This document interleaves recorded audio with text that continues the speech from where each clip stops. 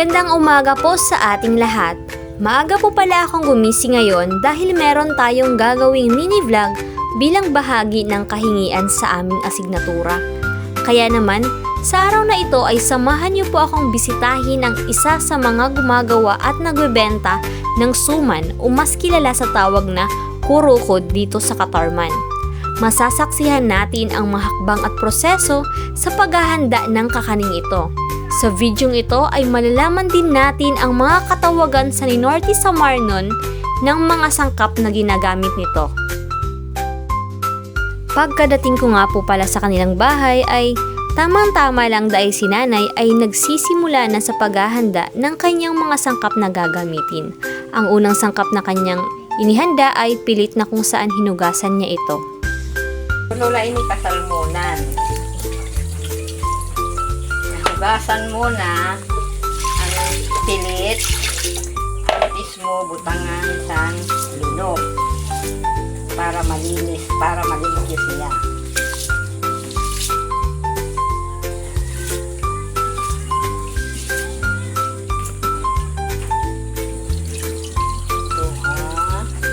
Tulog kagitis na hugasan.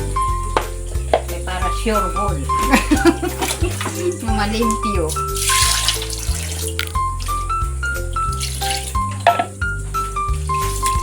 Tapos kahuman, ibutang na sa karaha.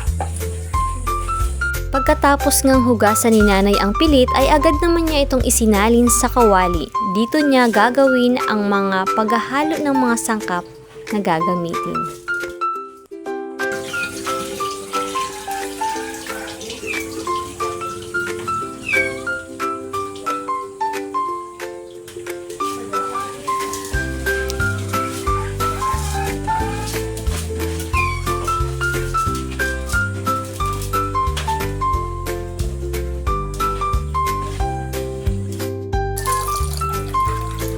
Gaano po karami yung gata na ilalagay? Marami-rami. Kasi madamo-damo ay bubutang kay ulang pa ini. Kailangan pa magpuga pa utro sa mauta na imuging pugaan. Maglabaw-labaw tala sa pilit ang sabaw. Pagkatapos ilagay ang pilit, sunod naman ay inilagay sa kawali ang gata upang ihalo sa pilit. At sabi pa niya, kailangan daw na nangingibabaw ang gata upang makuha ang tamang timpla nito. At dahil kulang pa ng gata ay muli na namang pumiga si nanay upang pandagdag sa sangkap sa kanyang niluluto.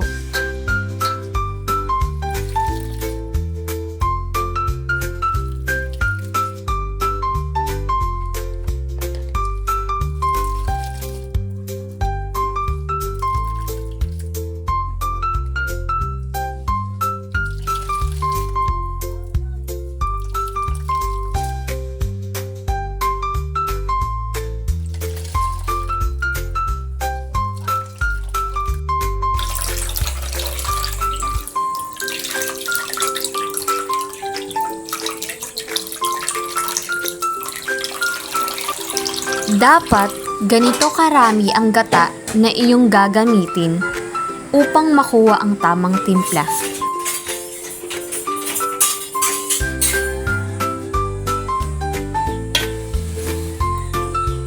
Ano na pong sunod gagawin? Ilagay yung asukal. Ilang asukal po ang kailangan? 1/4 lang muna. Mamaya na ay niyang na tikman kung ay palihan kung tama sa lasa. Kalahating kutsarita. Lalagyan po ng asin? Yes, butangan asin kay para magnanang ang kanya lasa. Kanya asukal. Pangduhang 1/4. So, bali dalawang 1/4 pa. Oo. Yung ilalagay. Isang 1/4 at kalahati pang 1/4.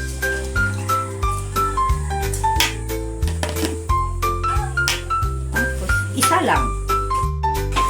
Ang sulat na la kising.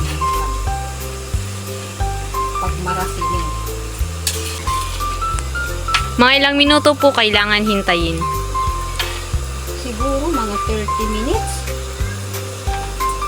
Kaya maiha kasi ini. Hindi hihimo. Kailangan kasi siya kuan ini din papamara.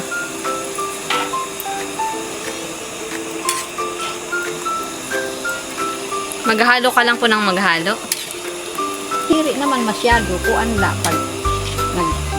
pag nagkaladkad na tukan mo naman tapos abaton mo nga ni nga magduga magpulot na dito halo naman gad sito diri gad ang permanente nga pero ni kanala naghahalo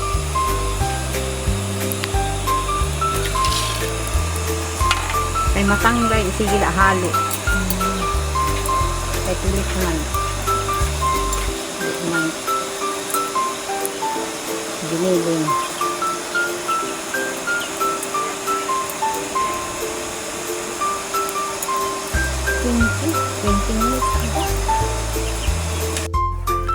Hahalo-haluin natin ito hanggang sa matuyo ang gata.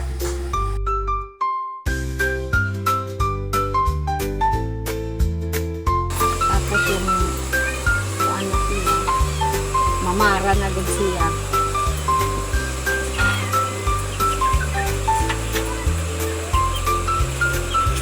kaya ang pagtimpla siya sa dahon magkuha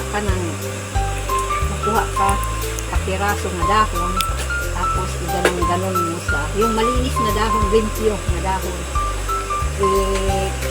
put mo sa pilit kung dili na siya magpulot okay na so ang pagkuan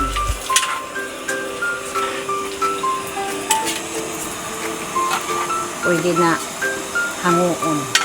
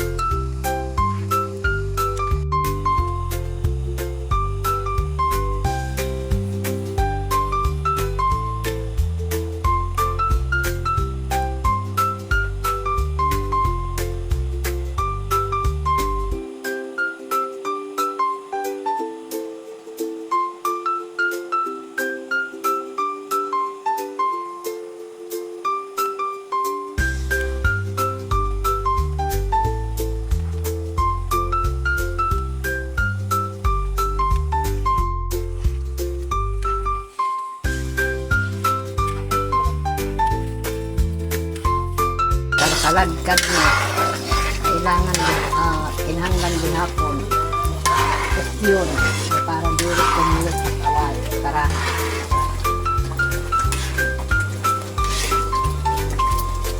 malapot na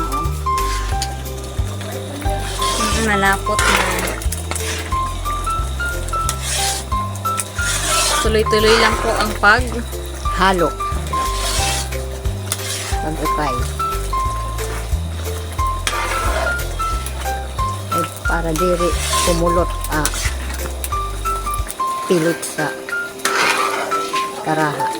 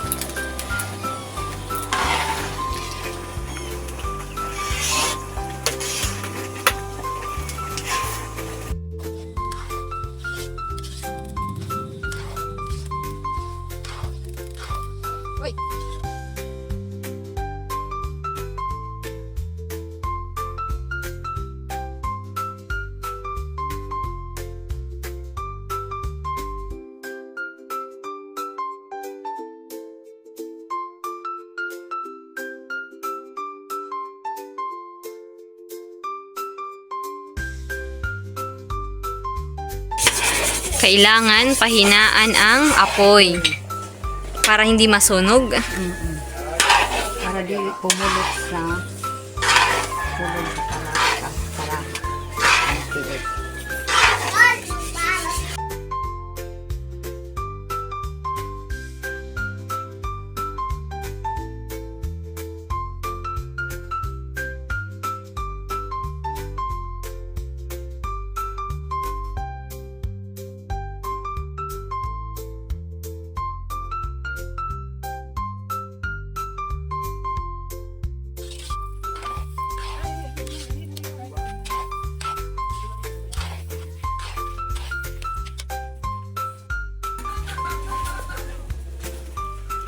Pulot pa. Dapat po hindi dumikit. Wala nang pumulot, waray na pumulot sa dahon.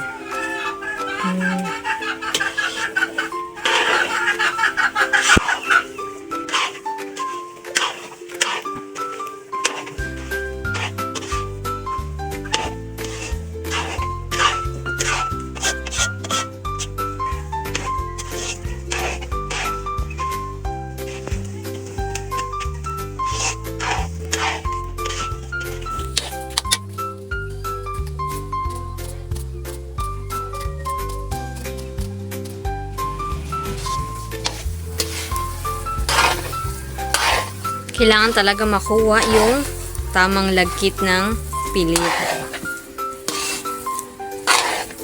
Kaya gumagamit po si nanay ng dahon.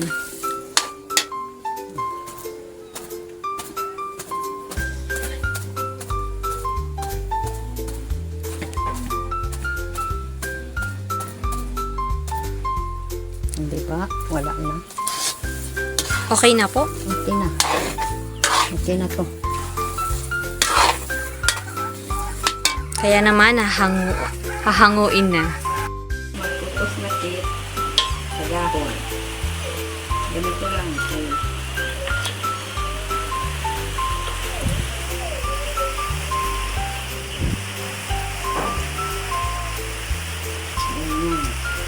Rolling lang.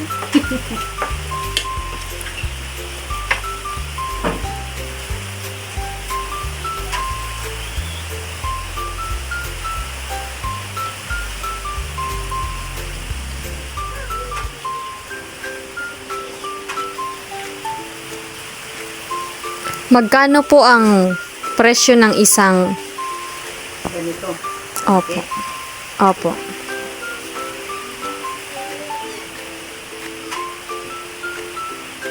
₱10 lang. Kasi mo, barato lang din sa uma.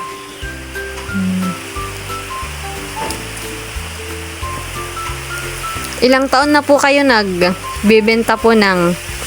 Matagal na. Maihan agad.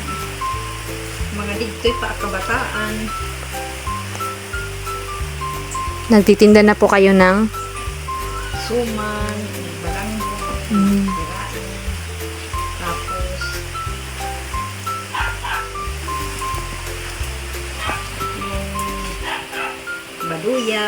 Ganyan lang. Hindi sa umala na mga produkto. Yung buhingga.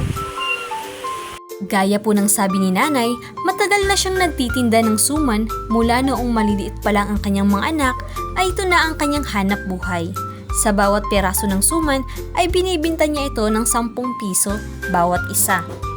Ang pagbabalot ng suman ay kailangan, sabi ni nanay, na makuha ang tamang sukat at laki nito para pantay ang laki ng bawat isa.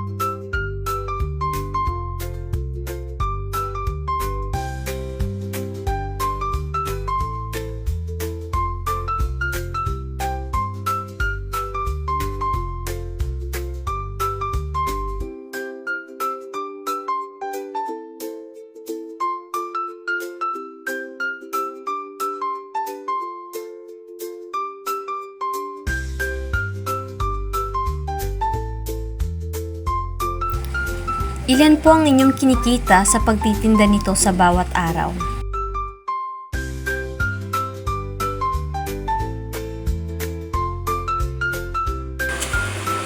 Yung kabugos, 300 300 po. sa frying kabugos. Sa tulo ka sa limon.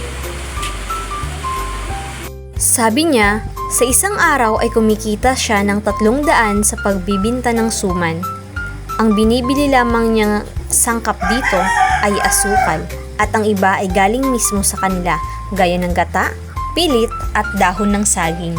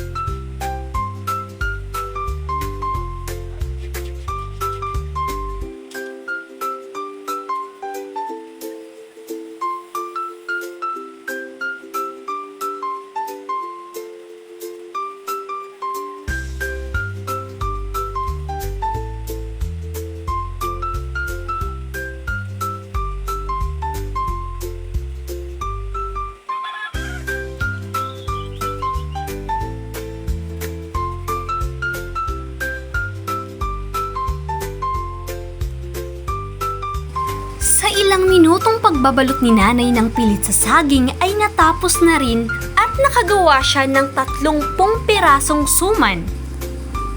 Pangta na sa kaldero, sa sulod, kaya isalang tana. Tapiron sa maupay.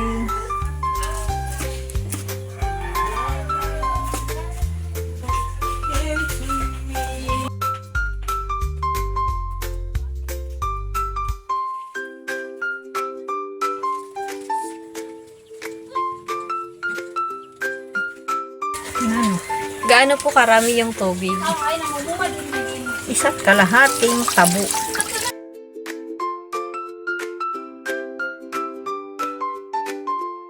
Tutugon na liwat. Maghulat na lapit. 2 ka oras. O tulo. Kailangan natin isalang muli ang ating suman upang lumambot ito. Kailangan lamang natin maghintay ng 1 oras o higit pa. At sa ilang oras na paghihintay, ay naluto na rin ang ating suman. Hangoon tana. Kay luto na ang kurukod.